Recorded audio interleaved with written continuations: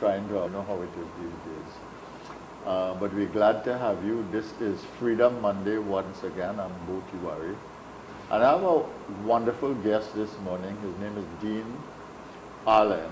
And he invited me to say a few words at a conference he had in which he brought together a lot of people in the arts, a lot of people in architecture, a lot of people in design, a lot of community groups and NGOs, people interested in how you manifest art and involve the society and use public spaces. All of these things were explored. And many concepts were explored, many experiences were explored. So we're very glad to have Dean, and you will meet him shortly and we'll have a conversation. But I want to welcome you to the show on Zelisas. This is Freedom Monday with Bo Tiwari. Today is Monday, November the 20th, and I want to start with the quote of the day by Fab Expo. Let's have that now. The happiness of your life depends on the quality of your thoughts. I better say that again.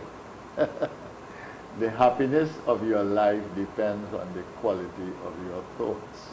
And that connection between thought and state of mind is important.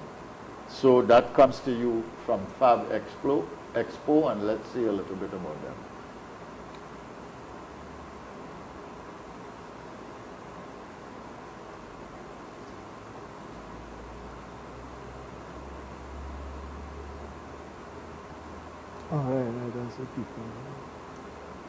Okay, and this is Freedom Monday. I'm Bo Tiwari. As I told you, we have a guest this morning by the name of Dean Allen, and we'll talk with him. But remember, you know, Freedom Monday comes to you through the sponsorship of Docks Engineering Works Limited,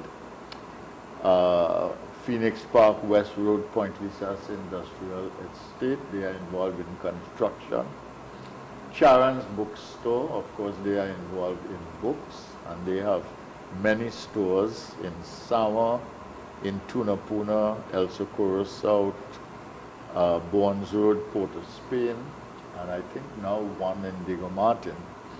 And of course, Lifetime Solutions, who are on Arapeter Avenue. They have a place in Omira Industrial Estate, in Caroni, Sepero Road, San Fernando, and in Bonacoa, Tobago. And we thank our sponsors for sticking with us and supporting this show and creating the conditions in which we can engage you. So let me introduce you now to Dean Allen, and we will begin a conversation with him. Dean, good morning. Yeah, thanks, Dr. Tiwari. Yeah, nice being here. How are you going? Well, first of all, I should thank you for inviting me to your conference. Tell me about your conference a little bit. I rather enjoyed the opening event, right, where you had a guest speaker.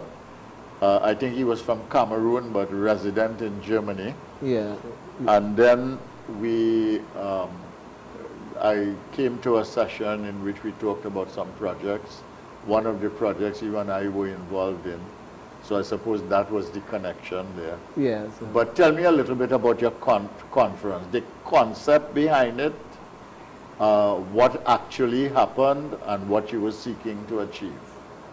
Okay. Well, the conference was titled Social Art and Design, Public Spaces, Community Transformation. It was held by the NGO Dada and Projects. Yeah. And the symposium and exhibition was to share with the national community 5 projects that we have proposed over some time.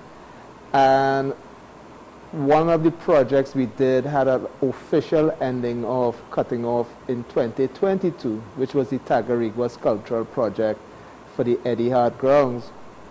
And the local government, Tunapuna Priako, officially ceased any further dialogue with it. So at that time we said it was good to let's share with the general community what we had proposed in these 5 communities, just to share what artists can do, what is this thing called social art, what is this thing called collaborative art, and share with communities and like-minded people what communities can look like if we want to value our aesthetics and the role of the artist in finding those aesthetics, and then looking at practice and the practice, because I collaborated with an architect. I'm an installation artist, and my colleague Sean Leonard is an architect, and how we practiced together and collaborated in forming, I think, very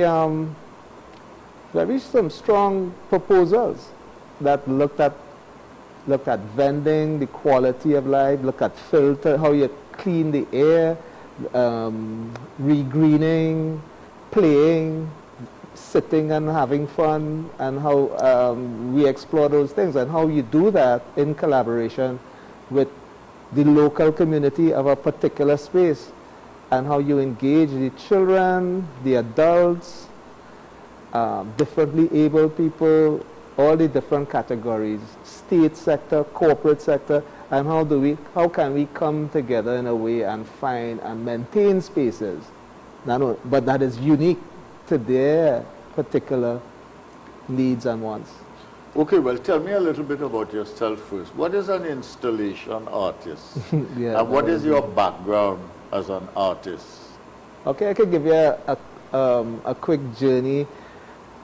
First of all, installation, I studied jewelry at John Dee, and then I moved on to do visual arts at Creative Arts, but I ended off at Ontario College of Art and Design in Toronto, and they had installation art. They have an installation art department.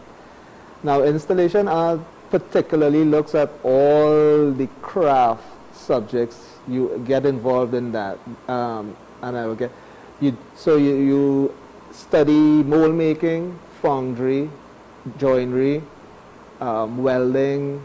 I did video, video installation, video editing, film history. So the idea of an installation artist is that we engage in both installing, like this seating arrangement here will be considered a film set, a TV set. But for us, this is an installation also. Yes. It's installed and it's in a private space. So you can say we engaged in that in private spaces, but you can also take this set and carry it out on the outside, yes, right in the Samoa promenade, yes, and install it. So that is something close to what an installation artist can do. We install different things. So it deals with infrastructural, light infrastructure, heavy infrastructure installations in spaces that could be both temporary or permanent. All right. Well, there's a lot that you said there, so let's get them one by one. First of all, to be an installation artist, you have to be an artist. You have to create something. Yes. To create something, you have to have a concept. Mm-hmm. And on the basis of that concept, you create something. And you go further because you want to install this. You don't want to just do it on a piece of canvas or something like that. You want to install this. And more than that, you want to install it in a place where it would have value. Mm-hmm. So that could be a public space, yes, or it can be a private space, but it would have, it could have artistic value, but it could also have utilitarian value, no? Yes. Yes. All right? So I suspect that that is how you got, I mean, if you are thinking these things and you are doing these things, I think that is how you got involved with children and community and stuff like that, because if you're doing things in public spaces that can be both visually appealing but can have utilitarian value, and therefore you bring in community together, you want to do things in which people are involved and in which people make happiness by being involved together, right? Right, because one of the now social and collaborative art came about because of a past in a later time. Normally art will, you just install the art. You just install the object into a space and it has no resonance to the people, no value to the people. So, and a lot of communities, well, in states, they rebelled, right, and spoke out against these things that people just drop in their communities. And so artists had to find different methodologies and things. So you have to engage the community to find value. So when you install a piece of work into the community, people feel their whole psychological and social makeup of the space changes, and how people interact with it. There's a different type of value for the work, maybe protection of the work, the way they might want to maintain it, and the way it will sit, and pride, and it changes the whole, those emotional values. And I think so social art tends to explore those aspects of it, and what you just said. Well, you and I became involved in a project on a playground in Arena that didn't come to fruition, but the concept was really strong. We were involved with the schools, we got the schools involved, we got the community involved, we had meetings with them, and so on. And we tried to take a little corner of that cricket ground, the savannah there, and to turn it into something of value. Now, the idea was a playground, but what was, the idea was a play space. But what was different about this when you conceptualized this? What was different was interacting with the people, obviously, right? In one community meeting, what was interesting is that two young men came up, and that was unique to me. And the young men came up and they asked, because they're into theater, and they wanted theater in the play space to be done. And that kind of like, wow, that's a challenge. How do you make a theatrical space in a play space for both young and these teenagers? And we made it, and we designed it, and we had this thing so they could put lights up temporary and it could be removed, and how we have placed these seatings and everything, that they could be theatrical yet a play space. And I think that to me was a very interesting design challenge, but it was also showing that young men particularly wanting to do theater in their community and in a space that is very traditionally play, well, adult play, football, cricket, you're walking, that you will have right next to it a theatrical opportunity. All right, we have to take a break. Excuse me, at this point for our advertisers. So let's take a break. This is Freedom Monday. I'm Moti Wari. We're talking with Dean Allen about art, culture, and social and collaborative and public spaces.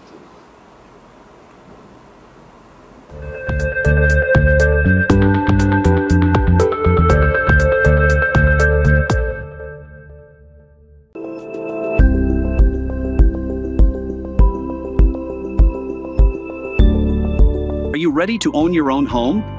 But worried about time, money, and construction? We handle it all. With Docs, you can sleep in your dream. Make a down payment of $100K or $150K and we'll build a 2 or 3 bedroom home on your unused land.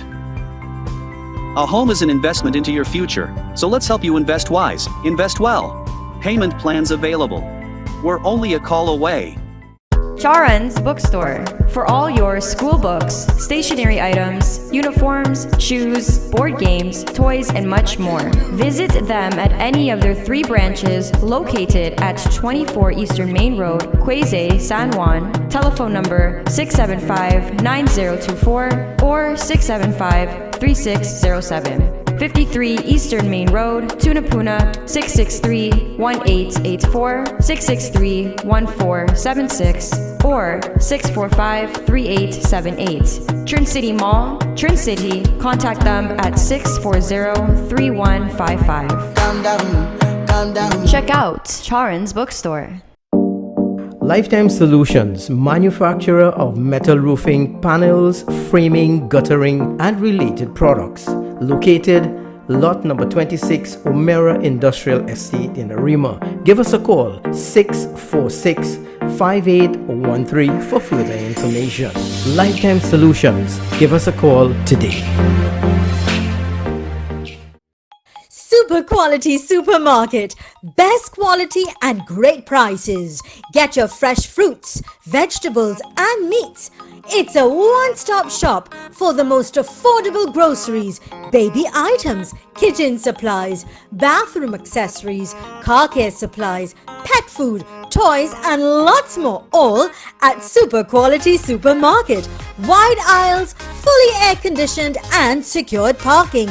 3 locations nationwide: Couva Car Park, Couva, 98 Endeavour Road, Chagonas, and 47 Tissue Drive, Trin City. Super Quality Supermarket. Mid-Center Mall Christmas Flea Market from December 1st to 31st. Get ready.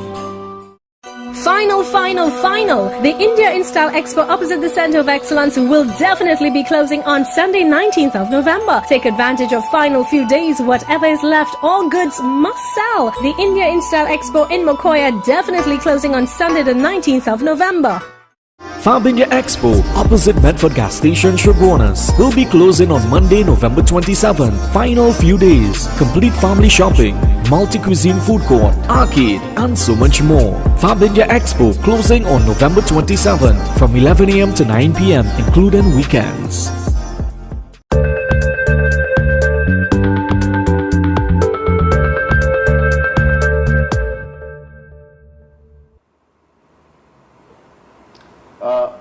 Thank you for staying with us on Freedom Monday. I am Bo Tiwari, very grateful that you are watching, that you are listening on Synergy TV, on U97.5, on radio in Canada, and streaming live to you. We're happy for the sponsorship of Docs Engineering Works Limited, Charan's Bookstore, and Lifetime Roofing. We're talking to Dean Allen, and we're talking about art and collaboration in public spaces.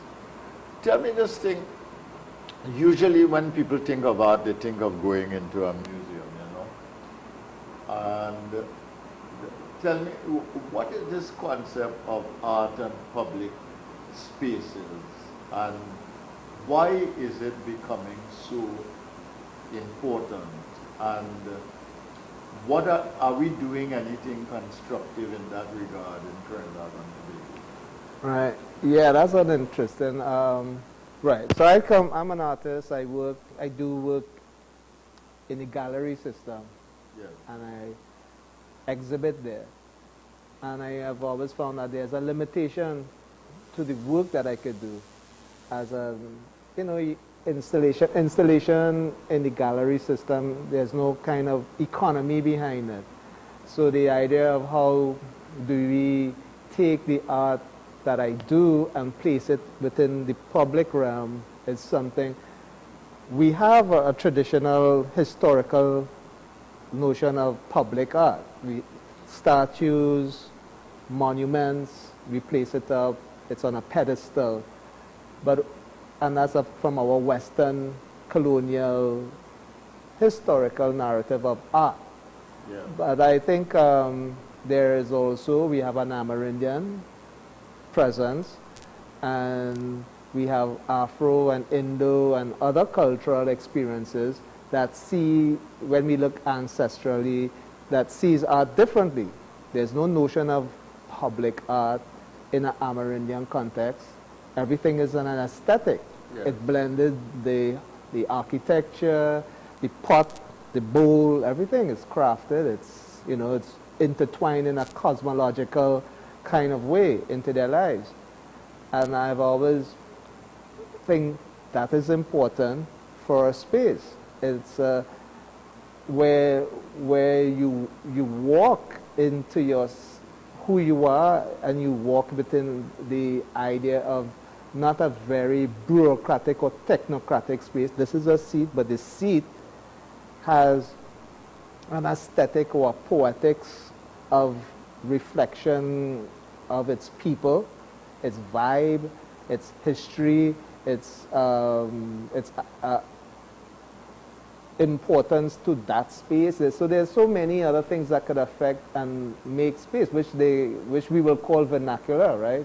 Vernacularism will make spaces look unique because either of its geography, and I think we have forgotten these things, and I think a lot of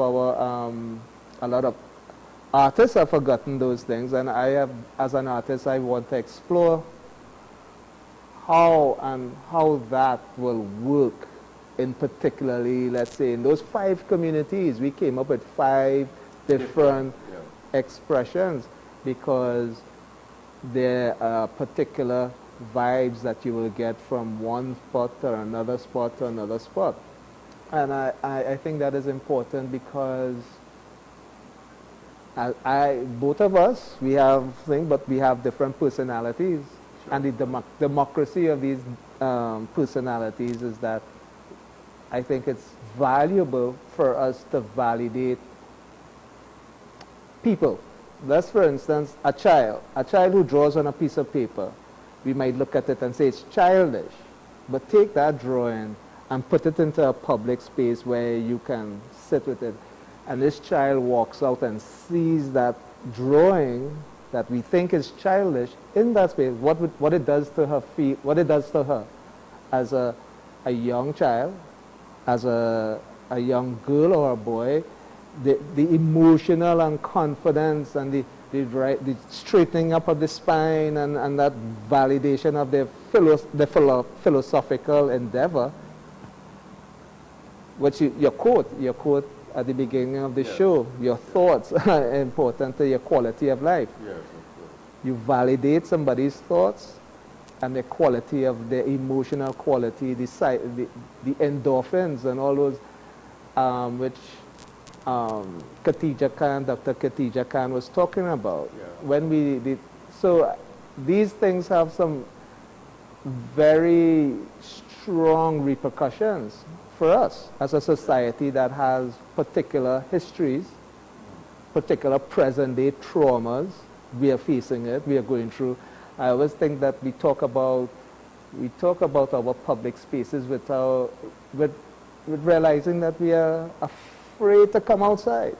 And how do we get back outside? I don't think it's the only answer to it, but I think in getting back our public spaces, we have to look at how we do the therapeutical reverencing.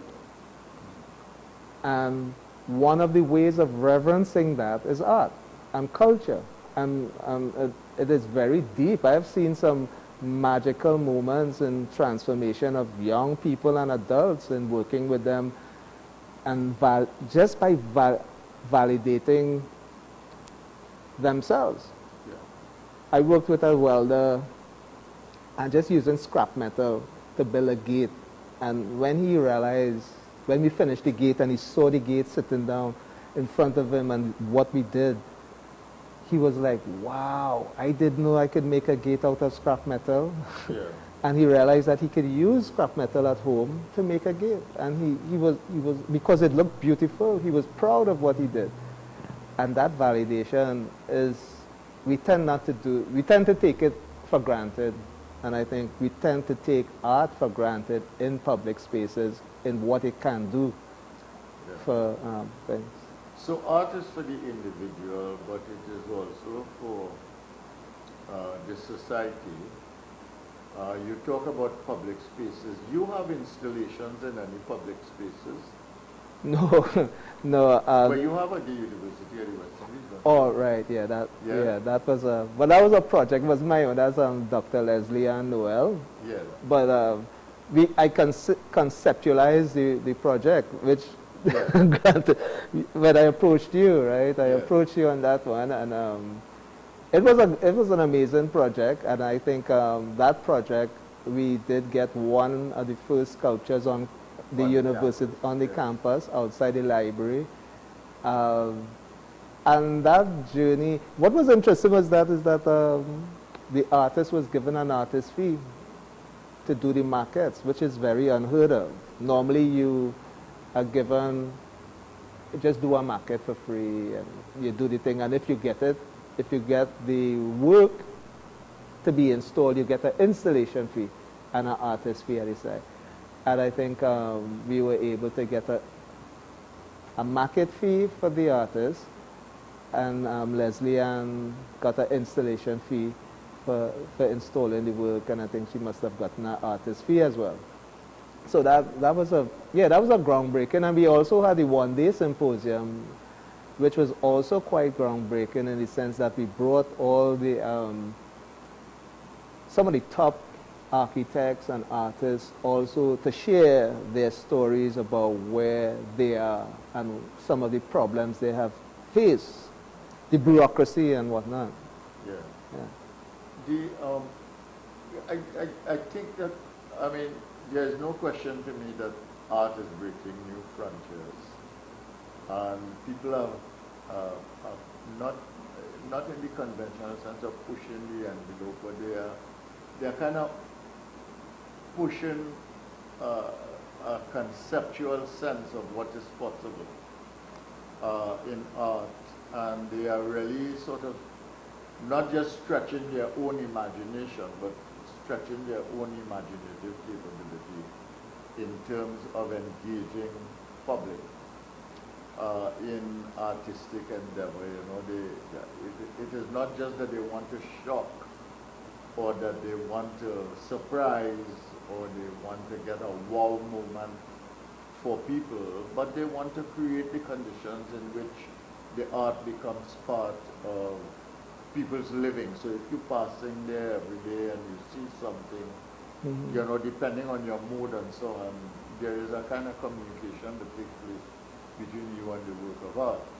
And I find that as we talk more and more now about sustainable development, about climate change, as we talk about nature more, as we become more alert to what is happening to the planet, what is happening to the land around us.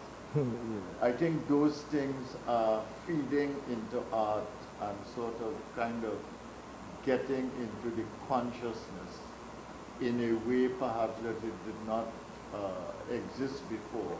Yeah. And I want to come back and talk about that a little bit in the terms of the public space and what is happening in the mind space and how the change in concept about man, society, the planet, spirituality, etc., how that is affecting the way we engage art, create art, and deal with art. Okay? So we take a break now, so our sponsors can have a say. My name is Boti Wari. This is Freedom Monday on Zelisa's. Stay with us for the next segment. Yeah, that's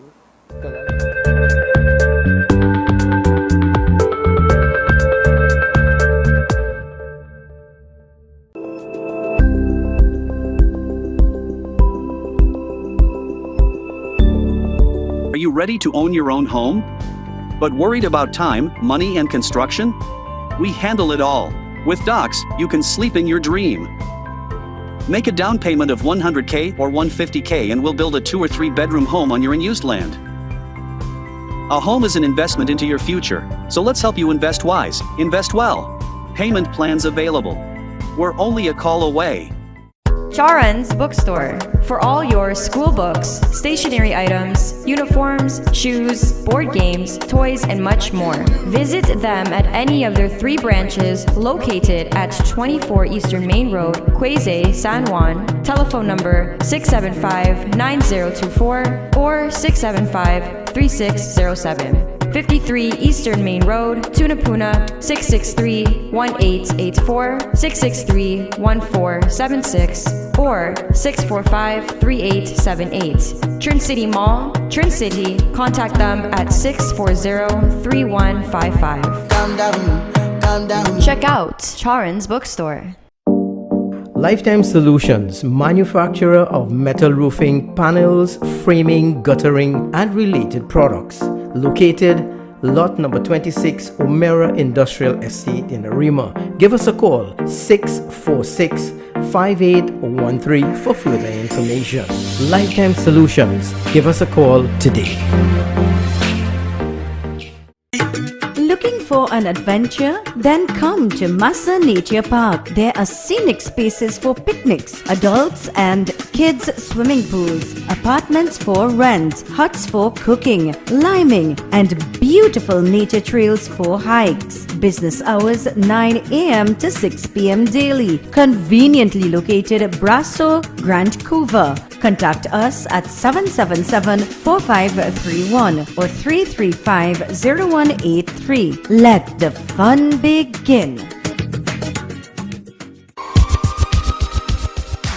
Tile Expression Limited, the #1 leader in tiles. Large stock, unbeatable prices, wide variety of porcelain tiles, ceramic tiles, wall and floor tiles, residential and commercial, granite and quartz countertops.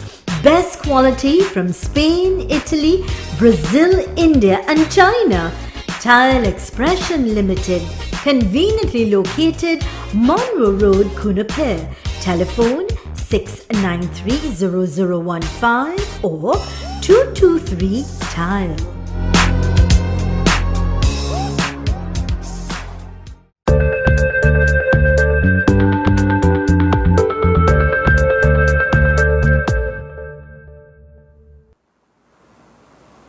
Hi, thanks for staying with us. We're talking to Sean. Sorry, we just mentioned Sean. Yeah. And it was in my head.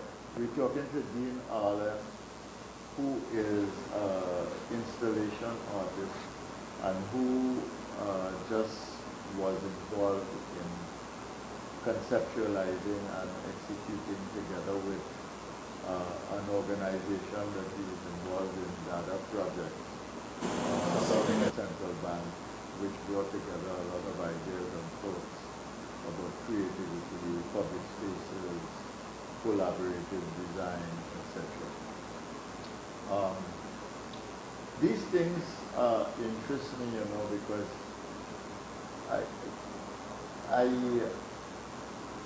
one of the persons, I can't remember his name. His name is so complex because it's a foreign language name. The person who gave the feature address. Oh, Bonaventure. Yes. And Bonaventure. he talks about some concepts about the design of homes and the construction of homes and so on in tropical environments and that kind of thing. But I've been concerned about these things for years, in my 20s, the home that we designed, which I now live in and have lived in for over 40 years, is a home that was designed by an architect, but it was done for the tropics, The air flows through the home. The floors are wooden. All the doors are wooden. All the doors have louvers. The idea is that it would be a tropical house, and when it opens onto the trees. Right. And we had these concepts very, very early. That may have been because, I was involved very early with an organization called TAPIA, led by Lloyd Best, and we thought differently about the Caribbean and the way you build a civilization in the Caribbean. So, and all of these concepts are really important, because if you live in the tropics, if you live in a place that has beautiful trees, that has clean air, that has gorgeous oceans and shorelines, all right, and that has beautiful beaches, that has clean rivers, etc. I mean, we don't do what we have done to them, which is destroy them and, pollute the rivers and nasty up the place. What you do is you try and make some connection with nature so that the quality of life and the way you live is enhanced. In the morning when I get up, the birds come in my back porch. We put figs for them. And the birds come there, in droves, a dozen at a time, 6 at a time, 5 at a time. Yes, yeah. And then the parrots fly over the house. Right. And they make a set of noise. And that noise is like a song to me, because it starts my day, it wakes up my day, it gives me positivity. And then I go about my business of work from about 9 o'clock, whatever it is I have to do, that I have to read or write or create something or just do something mundane. But I mean, I get that start. And people don't understand the connection between art and nature and creativity and the environment and the way you conceptualize the way you live in that way. And so I want you to talk a little bit about what is happening to art in terms of what is happening to man's evolution of thought and thinking about the environment and so on. Yeah, that's a, well, yeah, but art, for me, art as a basic, it's a philosophy. It's philosophical thoughts, right? When we engage in it as children, or we engage in it as adults, we're engaging in it as a philosophical endeavor. And a lot of people, I think, we have... You wasn't hearing me? We have not really fully appreciated that. And if we understand philosophical engagement and what it means that, and we start to explore and imprint what a philosophical space and nation is, and what it can do, then we may start to value culture differently, poetry and theater and painting and all these different types of expressions of our own self. And I was telling you the part of when I was a member of the Circle of Poets, and when we had our first reading in the National Museum, people from East Port of Spain was predominantly there. And I think because they were there with their little copybooks in their hand, with their poetry to recite, they wanted to come, mamas and papas who came to listen to their daughters, and the older one who come with this, all the wrap-up, rolled-up poems that they had. And I think they got that, and they got that from a old education system that valued this writing and this idea of expressing yourself, and we express ourselves. I think art, as an artist, I've seen a devaluation of it in the sense that we have not paid, and I've seen it relegated to a vanity type of vanity and capitalist type of expression, where it's all about just money and the lack of, I have seen artists who cannot speak very well to their art, and I think that we have lost it within the education system and how it connects to these wider the wider emotional confidence that we move through the world when we interact with each other as human beings and how to be. Because one of the many things I had to do as an artist is the idea of self-referencing and self-critical and self-analyzing not only me as an artist, but the work before I even put it out. How do I should be my artist's hardest critique. And it's because you are always thinking about the marks that you do. And if we look at it, it is a journey of a spiritual journey, a philosophical journey, and it's a journey where it's profoundly intellectual. And it's profoundly intellectual because I write a lot about the things that I do, so I can be articulate about the things that I do. I'm always on campus. I'm always on campus listening to sociologists, the engineering, the geographers, talking about their research and their projects, because all those information around me affects the way that I express. You see. And the way, how I see. And then, so when I listen to a young artist today who they don't go out, they don't self-reference, and their work is a little less, it's weaker because they don't have the breadth. You think we can take an artistic and cultural approach, let's say, to whatever else we are doing with crime? I mean, you have to have the hard things that you do with crime, which is policing, enforcement. You must do that, because if you have crime, you have to deal with that.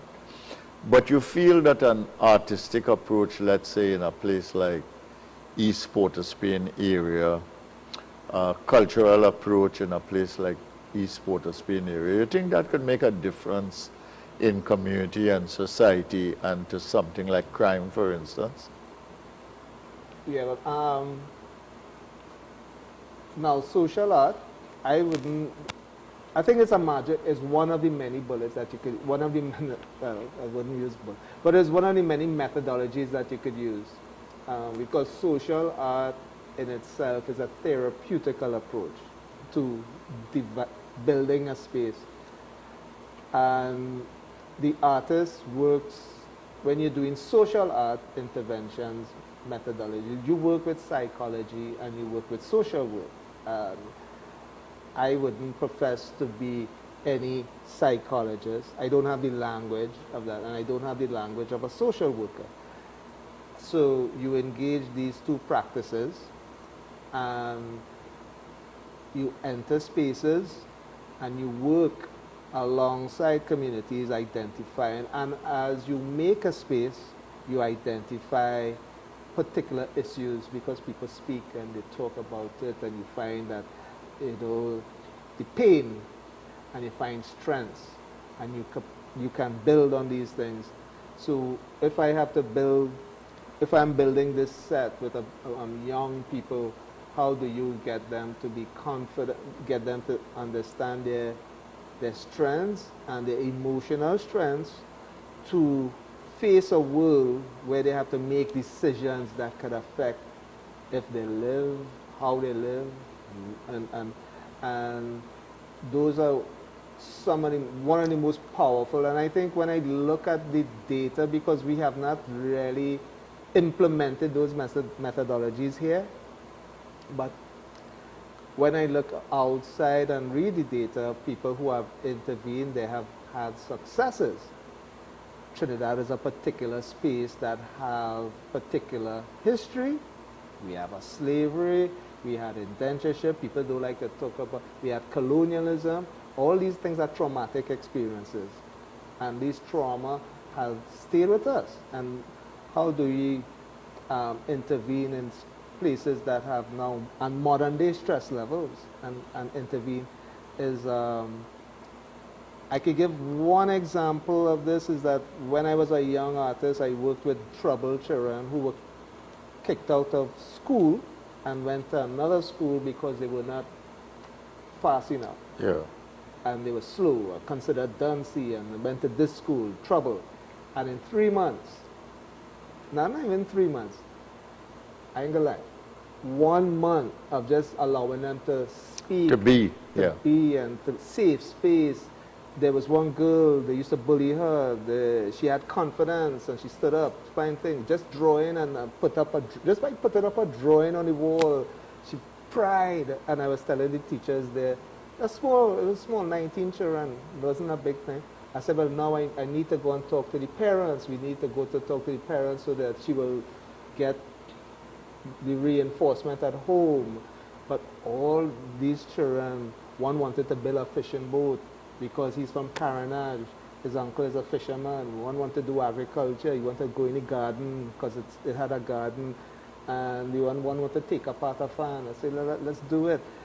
And but while we're speaking and while we're learning, they're learning how to behave and to talk and speak properly and treat each other. And it's what I call a classroom with no walls. So I've seen these things where a 13-year-old could teach a 15-year-old. Or a 20-year-old, for that matter. Look, we've got to take a break now, but when I come back, I want to talk about that, because I want to talk, you see, I don't expect you to talk like a psychologist or a sociologist, or even as an anthropologist, but as an artist, I really believe art has its own redemption. And it has the capacity for redemption. And I think that people becoming involved in art can triumph over a lot of limitations and also triumph over a lot of problems. And I really feel it is a critical intervention with whatever else you do for things like crime and in communities that are really crime-ridden. And in which people cannot escape from the stigma of having been involved in crime or being associated with crime, etc. So I want to talk about that a little bit when we come back. So we take a break now. This is Conversations with Zelisa and Freedom Monday, both Tiwari. And when we come back, we're going to talk about some of these things, because art is not only beautiful, it is not only something that can reach human beings in a positive way, but it can be redemptive, and I want to talk about that a little bit. Yeah, there's a lot of that.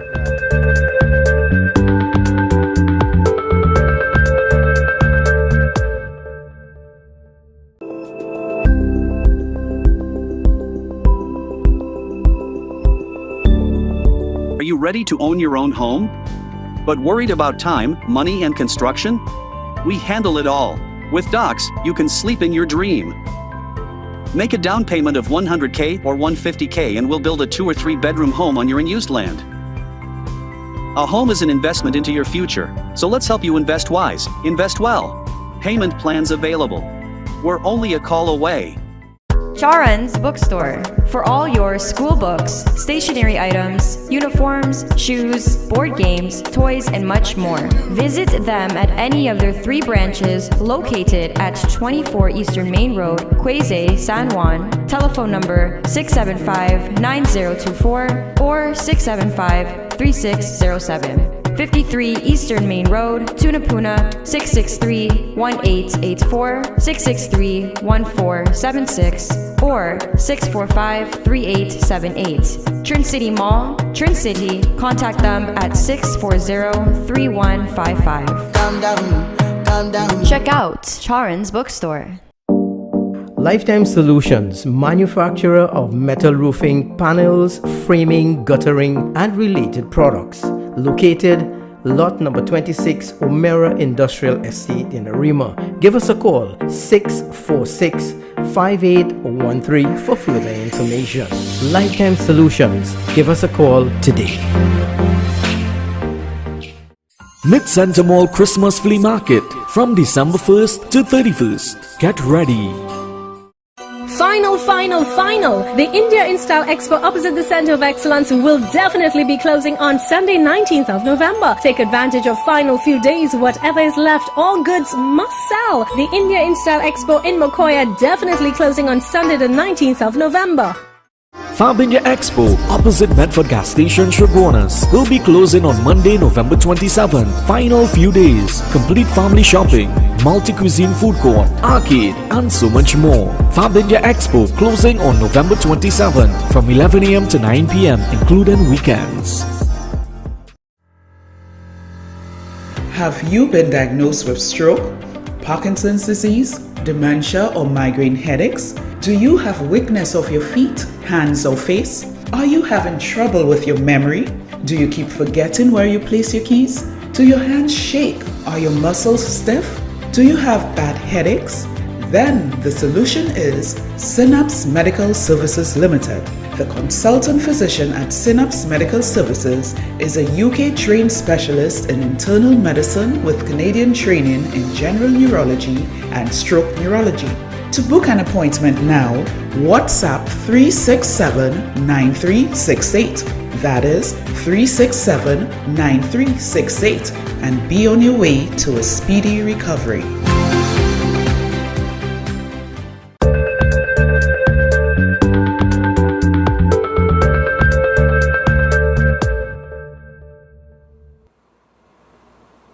Thank you for staying with us. This is Freedom Monday. I am Bo Tiwari, and we're talking with Dean Allen this morning about a number of things. Art, social spaces, collaborative art, and we're getting into art and its value in solving some of the social problems we have. We're actually dealing with the issue of crime. Our sponsors are Docs Engineering, Charon's Bookstore, and Lifetime Roofing, and we thank them for being sponsors of this program. So, Dean, we're talking about it. I mean, I've worked in East Port of Spain, and I work with the East Port of Spain Development Company. During a period that I was there as Minister of Planning, I had responsibility for that East Port of Spain area in terms of some of the projects. I think in a 3-year period, I did 60, 70 projects. I mean, the most that has ever been done in a 5-year period by far by anybody. We got the East Port of Spain. I didn't go and do it myself. We got the East Port of Spain company to be able to do it. And we didn't have any friction with gangs and those kinds of things. We were able to manage them, collaborate, and get things done. And these were all community projects. We had some nice celebratory projects there involving communities, community centers, involving sports, involved in sewing classes, creative things, you know. And I always thought that, a place like that, I don't see how you could redeem a place like that given how much has happened over time. Not only the long history and the fact that what a lot of people don't understand is that they have built up those communities. You know, they built those communities from scratch. They even built the roadways. You know, and I have always, when I go to those communities which have created carnival costuming, which have created steel band, which have created music, you know, when I go to those communities, and I know that there's a lot of things that are wrong with them, in terms of the gang culture, the criminality, etc. I don't see how somebody cannot understand that in order to transform this place, besides everything that else that you do, from a criminology point of view, from a sociological point of view, from a psychological point of view, from an economic point of view, from a political point of view, I don't see how you cannot see that in order to deal with the rehabilitation of places like these, that you need to have art, culture, and music playing a very, very powerful role in those communities. And I would really like you to share your thoughts on these things with me. Right. Because I know those communities well. I didn't only learn them when I was a minister. I used to be up in those communities long before that, in the 1970s and early 80s. Yeah. You know? Yeah, those are interesting. Right. Culture and expression will always be with people under whatever kind of situation. I think we have to go the one step further in this thing called art and expression, and what we were talking to before. Yeah. In the things of art as a philosophy, and art as an emotional connection, and art as not only as a spiritual journey, that and self-referencing and self-analysis and allowing, and see, there's something within art that is important. To me, it's, when I hear bureaucrats and technocrats and politicians talk about art, they miss out the inner workings of the art that stimulates the mind when... and the spirit.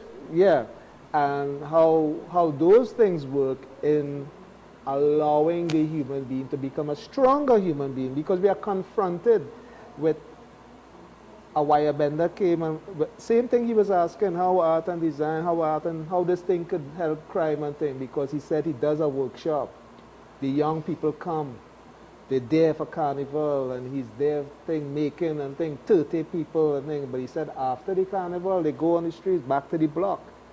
Now the question about just providing somebody, the whole thing with the give a fish to a person or you teach them to fish, but there are other things now, what you do with the fish, you know, how you deal with the river to sustain your fish. And so there are other types of thinking processes that need to happen within art that the technocrats and bureaucrats don't understand, and they don't see it because they don't come and talk to the artists or do the data research. We need to go deeper into art to find out what are these new connecting that we could value, and then like I could give one example. In my experience of teaching art, and a friend of mine asked me, you know, after common entrance, you go and teach some art and stuff. And this young girl came, she was afraid to show her father her drawing, her own father, a young girl waiting for common entrance, standard 5. So I said, how you feel now? How you feel about this drawing? How you? Oh, I'm good. She's all elated, all hyped up. You should see her. She's hyped, just like a runner going into the race, right? And I said, just remember this. Y'all for dinner, or y'all sit down together as a family, yes. Just remember this emotion. Keep this emotional thing and go and just let it out. And Friday, came back Monday. That's 2 days. She ran up to me and gave me a hug. One big hug. Yeah. Because Daddy, she said, Daddy, this was a girl who was afraid to show her father a drawing. And then she was able to build the confidence because of this drawing. She had the emotional, she kept the emotion and understood the emotion to give the confidence to show her father. Father loved it. She came and she appreciated, she gave me a hug for her appreciation. And these are what went on in her head. There was fear, there was resolution because of confidence, and these are things that happen because, All right, we've got to go now. We've been chatting with Dean Arlen. We've been talking about art and its value. We've been talking about the changing nature of art, changing conceptual ideas about art. We've been talking about public spaces and the way you use them. We're talking about social spaces, social interaction. And we're talking about art and its possible impact even on things like crime and criminality. So we thank you for listening. We thank you for viewing. We thank you for being here with us. This is Freedom Monday. See you next Monday, the 27th. I am Bo Tiwari. See you next week. Can I do a part 2?